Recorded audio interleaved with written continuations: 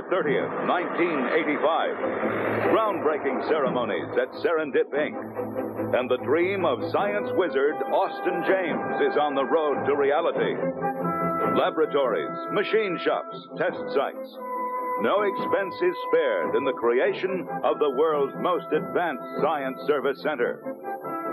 Serendip opens its doors to the world. Chief Executive Howard Milhouse. There's no doubt in my mind that Serendip is an idea whose time has come. We have at our disposal the greatest scientific mind of the century, Austin James.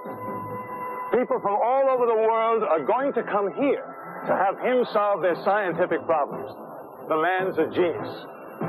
I wish he could be here with us today. Some sort of major scientific breakthrough going on. But that's the kind of guy he is. Dedicated. Can't wait to get started.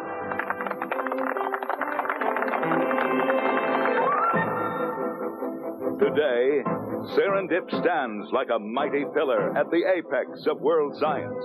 With each ingenious solution, with each shining new creation, it grows ever stronger. And with your help, the help of the Serendip employee, its story will go on. We can do it. That's our cry. We can do it.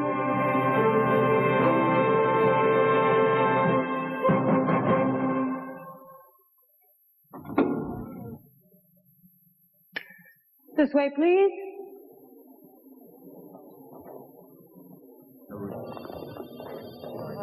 You know, it's really, embarrassing to have something like this happen the night before the first day of a new job. It really wasn't my fault.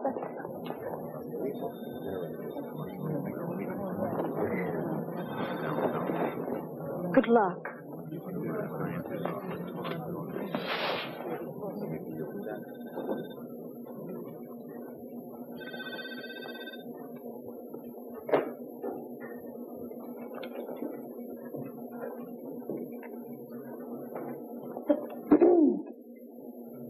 I've never met Mr. James. What's he like? It isn't my job to gossip about senior members of the company.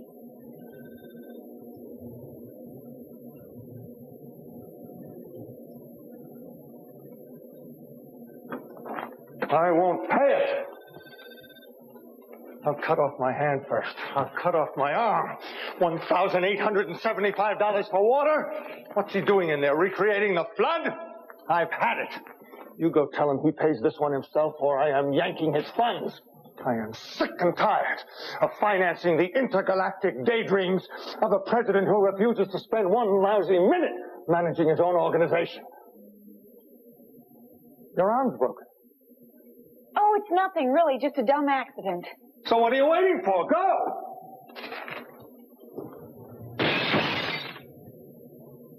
Forget that. Go! And don't let him fire you. And don't come back without a check or I'll fire you. Pardon me! Where am I supposed to be going? Where do I find him? Where else? The Bat Cave.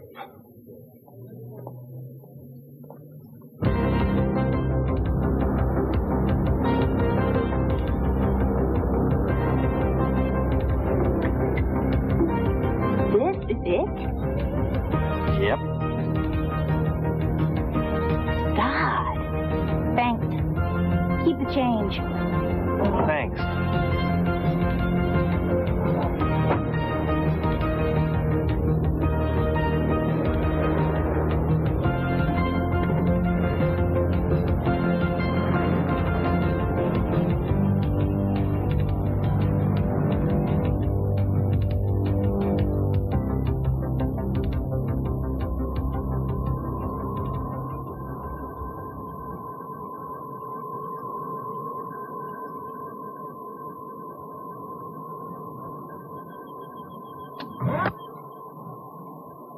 There once was a poet named Gunderson, whose rhymes were exceedingly cumbersome.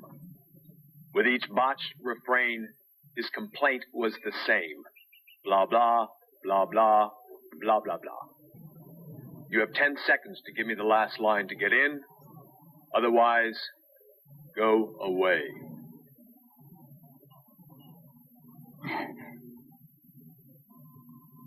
How do I get into these situations?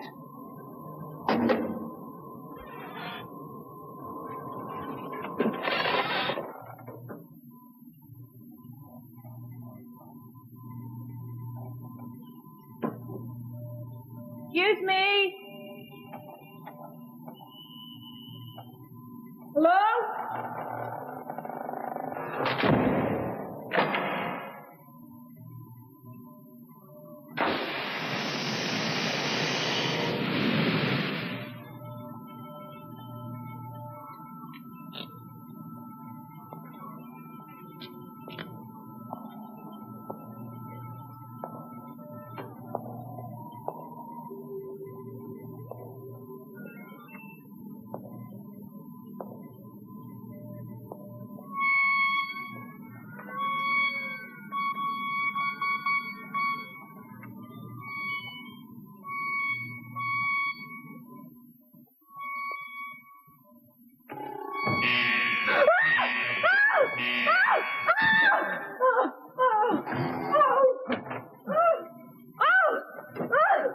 How did you get in here?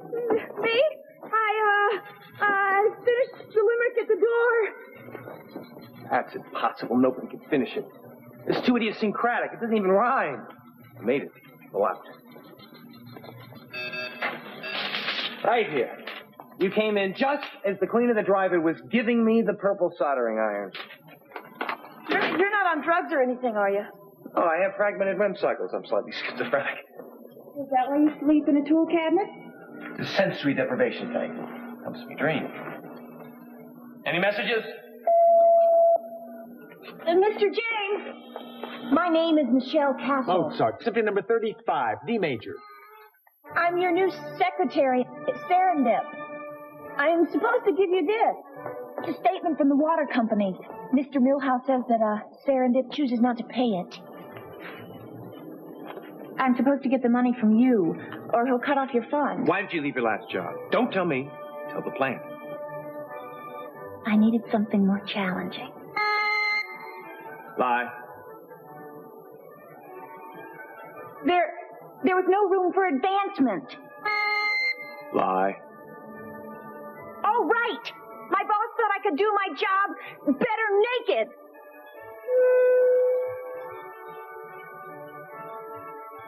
How did it do that?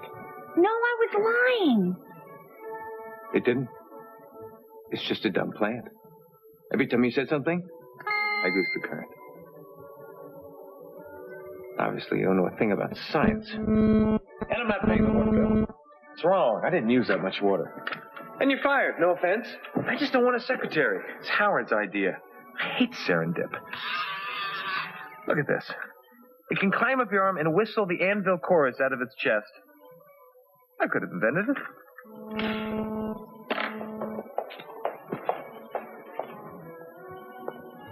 Mr. James, I need this job. Very badly. And I'm not going to let you or anybody else fire me. There's an old saying where I come from. Finish the limerick at the door and you get in free. That means you can't fire me. You can't because I did something you said was impossible. And that makes me somebody special. Don't move. My God in heaven, what is that? Steve? You say that like it's some kind of pet. No, pet. A distinguished resident. I mutated Steve's great-grandmother with gamma rays and let her loose in the basement. This species exists in only one place on Earth. This building. What the hell kind of place is this? Come here. Come here.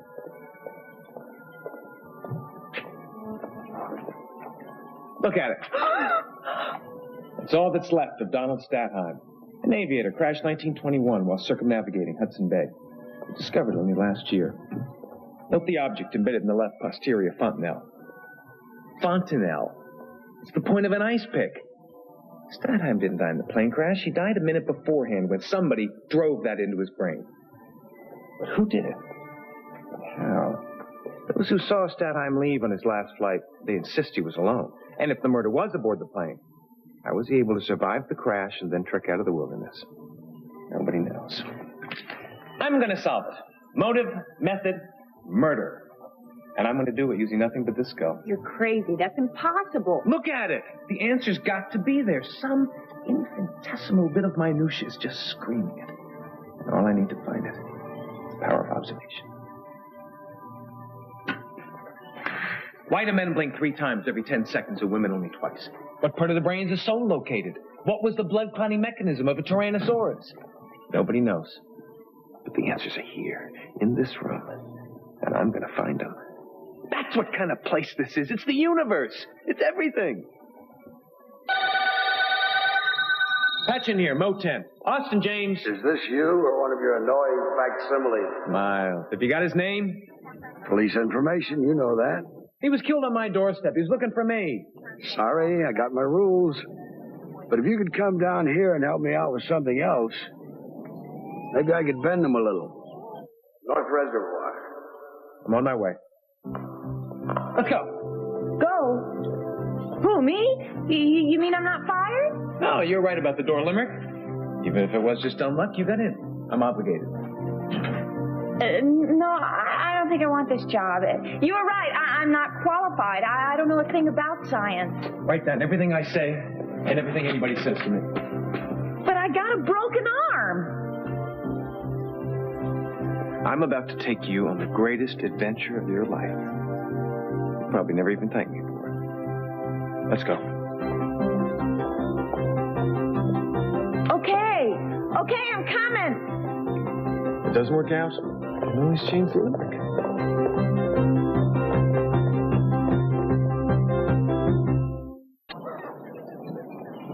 Judith Stevens, female Caucasian, age 48. Height about 5'6", weight about 110. Married, personally wealthy. 2-3 million. Home address on the rich end of Sycamore Avenue. We found her car on the opposite shore. It appears she arrived here last night about 11 p.m., went for a swim. She got out on this side, wet, tired, lay down on a bench, went to sleep, and died of exposure. No witnesses. How cold was it last night? Low was 39, water temperature about 40. And there was a breeze. External signs?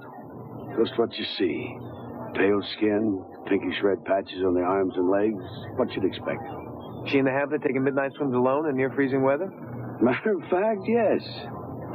She was on TV. She's one of those eccentrics that go swimming in the river every New Year's Day, even when it's below zero. Name's Smiljanic, county medical examiner. How'd you break the wing? Dumb accident. Michelle Castle, secretary. Hi. Since when do you have enough common sociability to relate to a secretary? So the perfect candidate for freezes to death on the perfect night for it. What's the mystery? I took her temperature the first thing when I got here. It was 4 degrees below last night's low. Now you tell me how a body can be colder than its environment. When's the autopsy? As soon as I finish with your mystery man. What's his name? David Hofstetter. 177 North Decker, room 314. Now, what's this I hear about an exploding neon sign and traffic signals that all shine green? That's what I'm going to find out. Thanks. It was nice meeting you.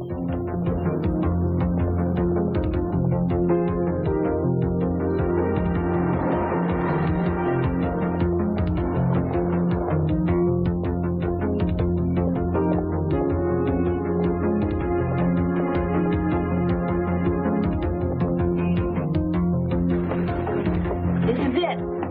314.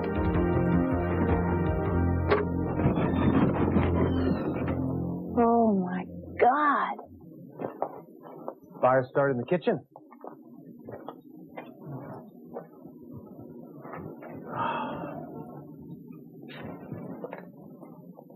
Gas range.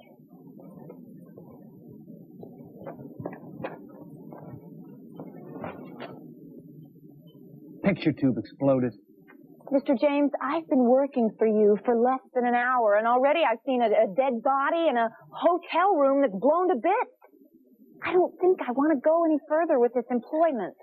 Why was Mrs. Stevens' body 4 degrees colder than its environment? How should I know? It's a physical impossibility, which means she didn't get that way by herself. Somebody helped. Are you saying she was murdered? What are you doing in here? What caused the fire? Who are you? Insurance company? I'm an associate of David Hofstadter's. What caused the fire? It's him. He torched the place last night and run out of here like a lunatic. He did it intentionally? What? Trying to fix a TV set with an 8th grade education. You lawyer? There was no malfunction in this building. It was his fault. What do you mean a malfunction? They'd mess around with a bunch of wires and gadgets and stuff, and all of a sudden, the whole place just starts going crazy. Yeah, telephone, the lights, a radio. Everything starts whirring around like in a kid's cartoon. And then the television set blows up. And then the stove blows up. And the whole place starts on fire, and he goes running out, and he gets smacked dead by a truck. Now, look, somebody's got to pay for this, and it's going to be me.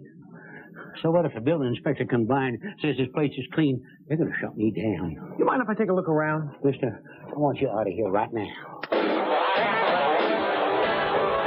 There goes again.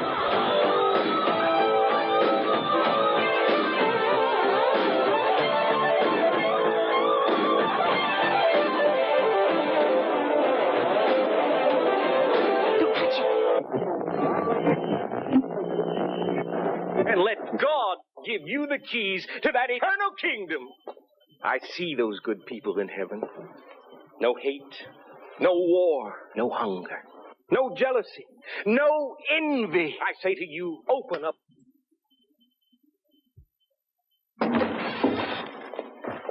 People electrocute themselves trying to fix TV sets all the time. And when it happens, do their radios go crazy along with every other appliance in the house? No. Only a massive electrical disturbance could have caused that. But what caused that disturbance, and how come it affected only David Hofstadter? Have you considered the building might be possessed? By a malevolent life form not of this world?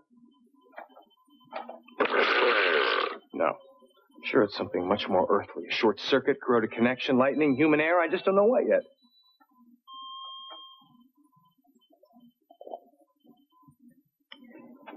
Find out everything you can on David Hofstadter, 177 North Decker, room 314. How do I do that? Not you.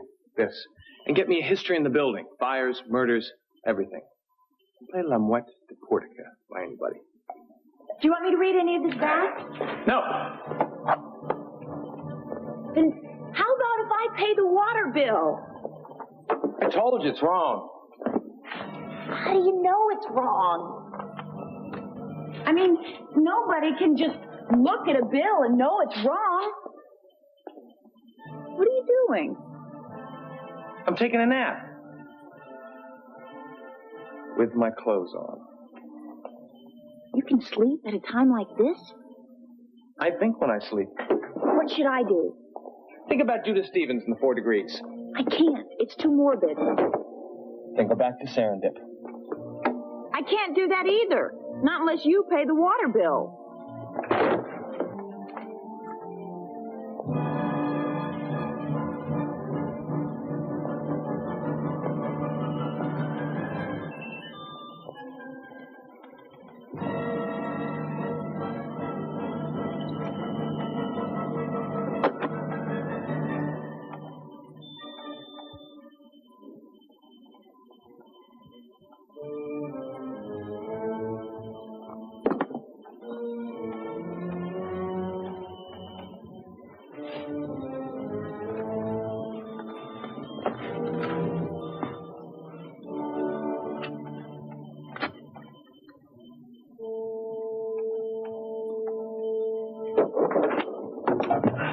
I could hear you thinking, like a pile driver.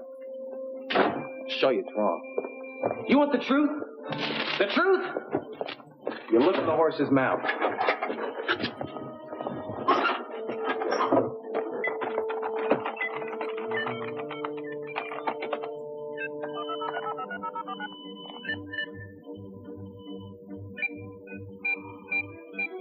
That's city water. You're in their records.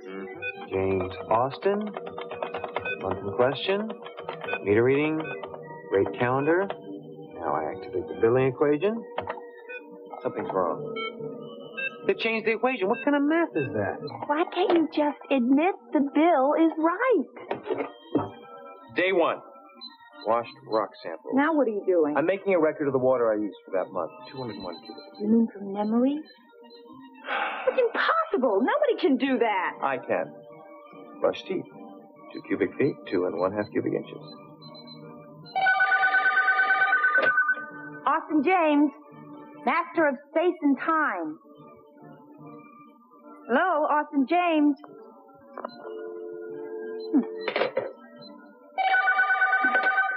Austin James.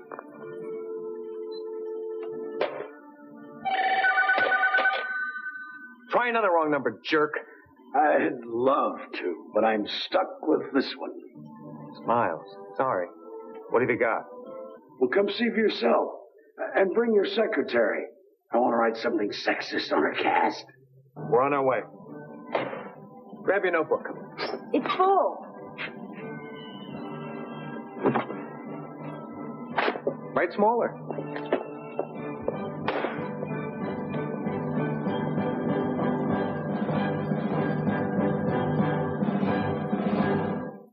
Everything says she died of acute hypothermia while asleep on a park bench.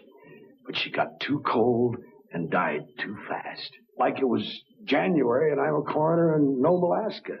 I have a theory. Maybe your thermometer was broken. I used 3. What's the judgment on David Hofstetter? He was hit and killed by a truck after a non-lethal shock from a television set. That's it.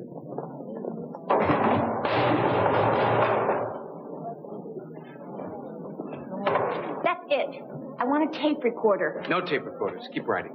Do you want me to read any of this back? No.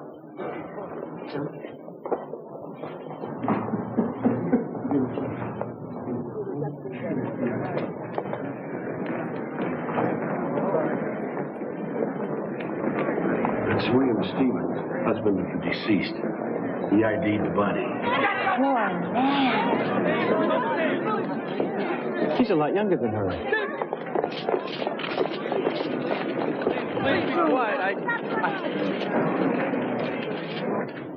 My loving wife is gone. I'll miss her very much. Where was he when it happened? Oh, he called the police this morning when he realized she hadn't come back. Separate bedrooms. Does he get her money? How would I know? What about her house? Have you taken a look there? Why would I want to do that? That's where she was last seen alive, right? Tested high compression rotary steam engine, 144 cubic. Shouldn't you be thinking about Mrs. Stevens or David Hofstetter instead of that? I am thinking about them. I haven't quit. I can think of name 3 subjects at once. 13 cubic feet, 6 inches. It just so happens I know what happened to Mrs. Stevens. Okay. A little strange, but you asked for it. I've heard of freak hailstorms. Well, there was this sudden freak hailstorm, and she was asleep, and it covered her with ice. The ice melted before she did. No evidence. That much hair would left marks on the body. You're getting more original, though. Oh, it took 13 martini glasses, 9 3/4 inches. There! I was right. City Water overcharged me. Yeah? How much? $2.45. Give or take $2.40. 5 cents? You're telling me that out of $1,875, they overcharged you by 5 cents? Doesn't that indicate to you that maybe it's your calculations that are a little off? No, I'm right. They're wrong. Drive. But you could have a leak somewhere, a dripping faucet. No. I compensated for that. Let's go. But nobody in their right mind is going to waste time fighting an overcharge of 5 cents. Exactly. What do you mean exactly? The billing equation. When I tried to get in the records, I couldn't read it. It's something totally new. I've got to get back in those records. Move it. I get it now. You can't help yourself. This goes on all the time, doesn't it? You don't ever stop.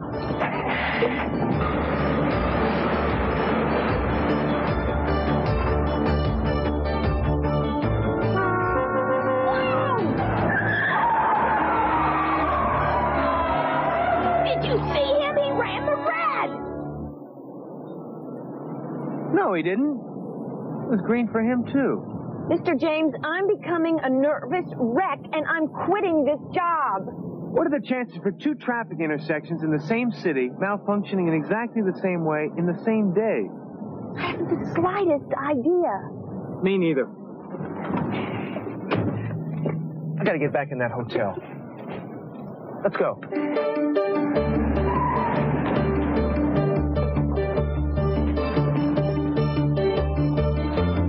Guess that's that.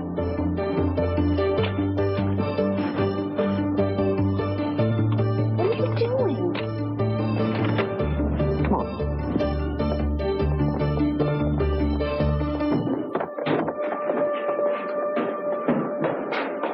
What are you looking for? I wish I knew. I'm like a doctor trying to diagnose a disease he's never seen before.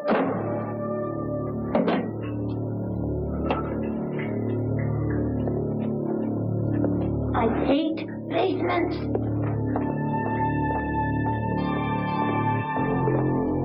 When I was a little girl, my grandmother used to tell me that the souls of lost children wandered endlessly in people's basements. Pretty dumb, huh? Yep. You don't believe in other realities, do you? Nope. Only those that are self-induced. But science doesn't know everything. Suppose there's some unrecorded phenomenon that periodically connects this reality plane with another reality plane, causing all those unexplained things like ghosts and UFOs and radios that go on by themselves. This is interesting. Could go out to the street in the main trunk. Admit it. There could be things out there completely beyond anyone's understanding. I can name you one. Murder. I've never understood it for a second. You're not going in there, are you? You stay here. It goes a ways. I'll meet you back at the car. Just keep talking. I'll know if anything happens to you.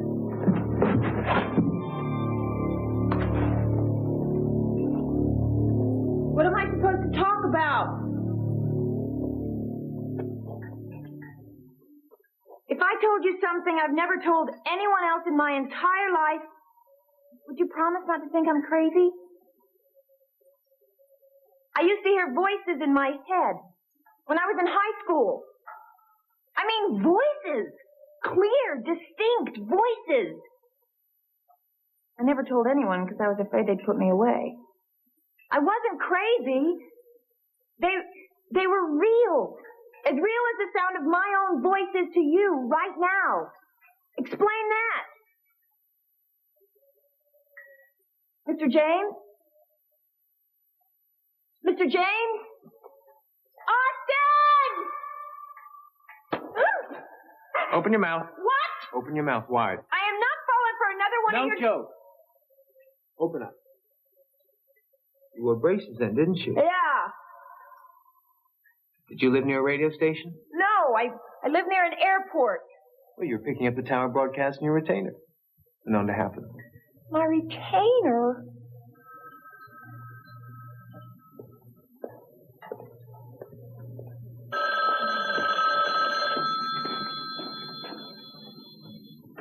Hello?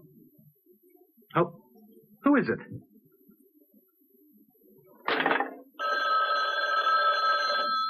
Don't answer it. I just heard a joke about your sister. Want to hear it? Mr. No Voice again. How did you know we were here? Give me a call at 1 o'clock. I'll be home. What is it? What's wrong? I hear voices. And they're not in my mouth. Every man who believes he is in heaven.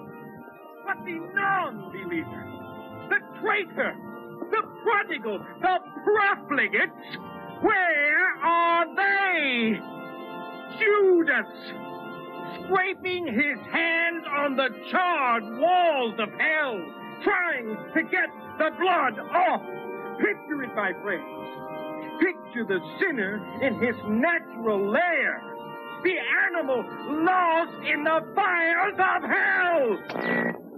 Now tell me this place isn't haunted. I'm out of here. Listen. My loving wife is gone.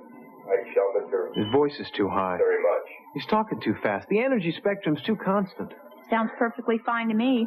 People expressing honest grief talk in a low voice. They talk slowly. What do you use for a heart? A pocket calculator? Give the man a break. Did Barbara Stanwyck make you cry in Stella Dallas? Yeah? She was acting too.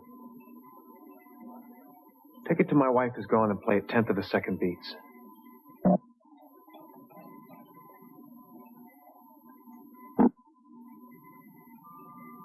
Freeze frame. There. See it? Partial shrug, head slightly to one side. That's body language for a lie. He doesn't give a damn his wife is gone. A micro-expression. A full-face emotional response compressed to 1/20th of a second. The unconscious mind in action. What are you saying? He murdered her? I'm saying he's lying about missing her. He doesn't really care she's dead. You can't presume somebody's guilt by the way they blink their eyes. Didn't I know you were lying about your last job? I saw it in your face. What the hell kind of human being are you? When I was 8 years old, I took up all my clothes and painted myself blue. Then I climbed up on the roof of the house. I placed both thumbs in the base of a lightning rod and faced the electromagnetic North Pole. Why? Why did I do it? How should I know? Well, when you figure it out, then you'll know what kind of human being I am. Till then, I wouldn't question my observations. By the way, how's your mother? What do you know about my mother? She's recovering from major surgery. How'd you know that? You gave blood recently. Puncture wound, median cubital vein, right arm. You're too squeamish to do it as a public service. Therefore, someone close to you had an operation. It's your mother because you dress like somebody who lives at home. I quit. I quit! My station wagon has an extremely high polar motion of inertia. That four-wheel drift you made through the intersection, a professional couldn't have done better. You saved our lives.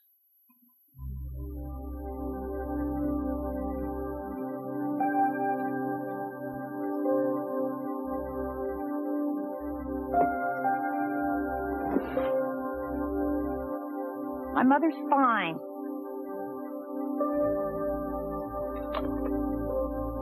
What else have you noticed about me? You need glasses, but refuse to wear them. Chocolate makes you break out. And when you were a kid, you had an imaginary friend whose name was also Michelle, but she didn't humiliate herself playing softball. And she won the fire prevention slogan contest every year in a row. Right now you're broke and need a job.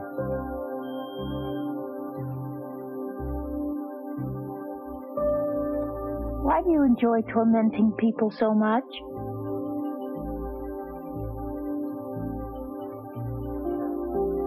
Because when I torment them, I get what I need.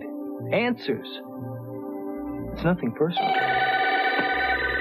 Right on time. Austin James.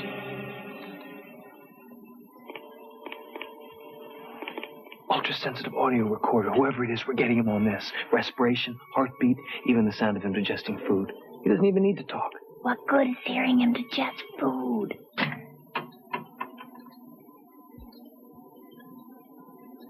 Put it through the house system.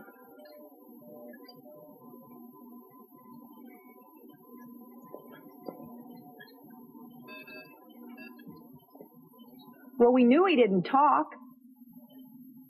Now we know he doesn't breathe or eat either. Whoa, whoa, whoa, where are you going? No place you'd want to go. Yeah? Like where? I thought you were quitting. I am quitting. Effective the end of the day.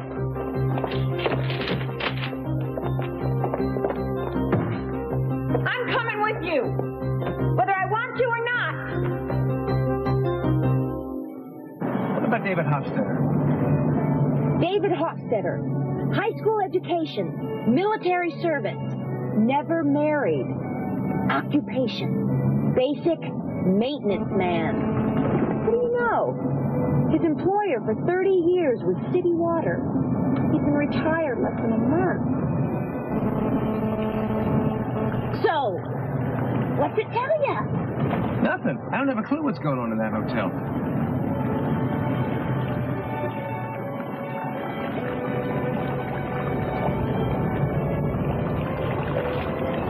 Where are we? Let's go.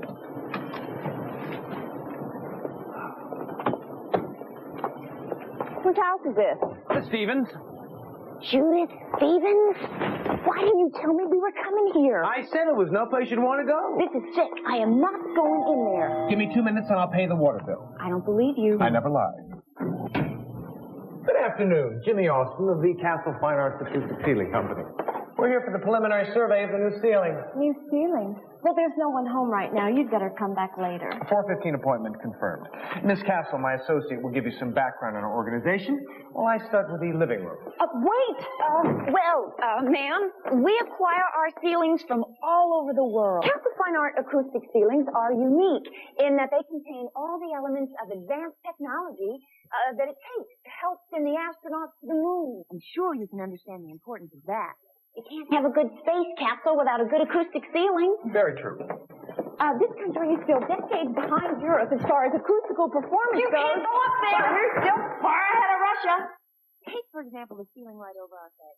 Good example of the post-war anti-scorbutic school plastering. But times have changed. Today's ceilings are more than just functional. They're extensions of our personality. They're age-old struggle to defeat the verisimilitudes of outrageous fortune. Miss Castle, I think we need a color test in the kitchen with the sample. A color test? In the kitchen with the sample.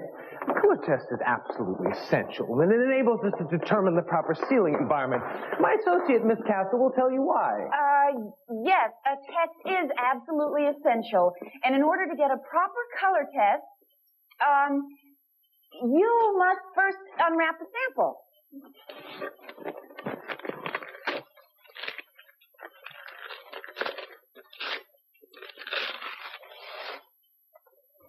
Plywood? Good choice. You stole something. I knew it. I can't believe it. You want to find out something about somebody? Look in their dirt. List, sonata in B minor.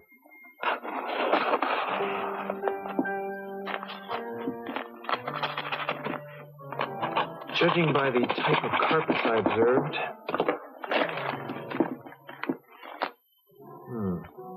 the top strata is the living room, strata below it, the dining room, and the strata below it, both bedrooms and the hall. More rug fibers, more soot. Hold it. Looks like a rose petal. It is a rose petal. Somebody cut an entire bouquet into little pieces. Why would anyone do that? This looks perfect. Even a sharp knife would have left a serrated cut. If you could just tell me where your checkbook is. Why? The water bill, you said you'd pay. I will. After it's been fixed. I thought you never lied. I don't. It's just that sometimes I withhold the qualifiers. For somebody who says facts are all that count in this world, Mr. Jimmy Austin, you're the most deceitful person I know. I once determined there are 49 different ways for human beings to misrepresent the truth. I only use 6. That's way below the national average of 32. There you go, reducing everything to numbers again. I suppose when you see a beautiful sunset or fall in love, you can't wait to write it down in an equation. I take that back. I'm sure falling in love is not on your list of scientific priorities. I spent 10 years designing a prosthetic device so people without legs could walk. Maybe you and I just don't have the same definition of love.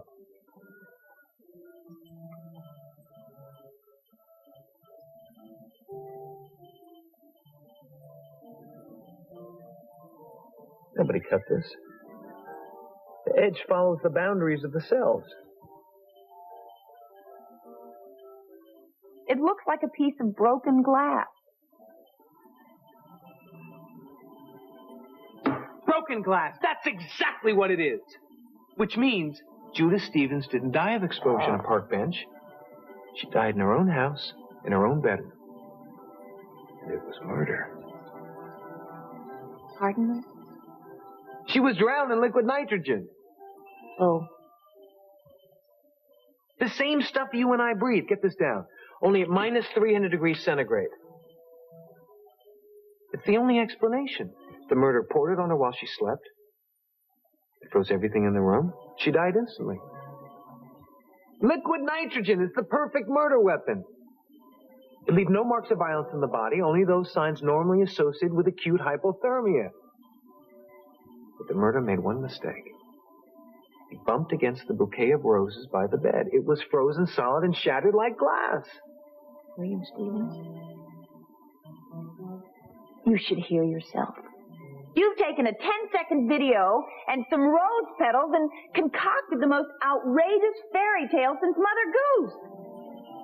Give me one good reason why I shouldn't walk out of here laughing. Because I'm right.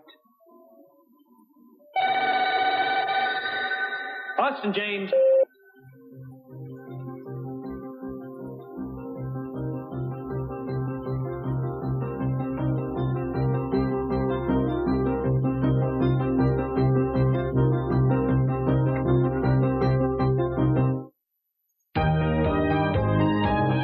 Mysteries of aliens, the magic of Houdini, the miracles of angels. Now the real stories and events are explained in a thrilling original series, Mysteries, Magic, and Miracles, hosted by Patrick McNee. Coming up next.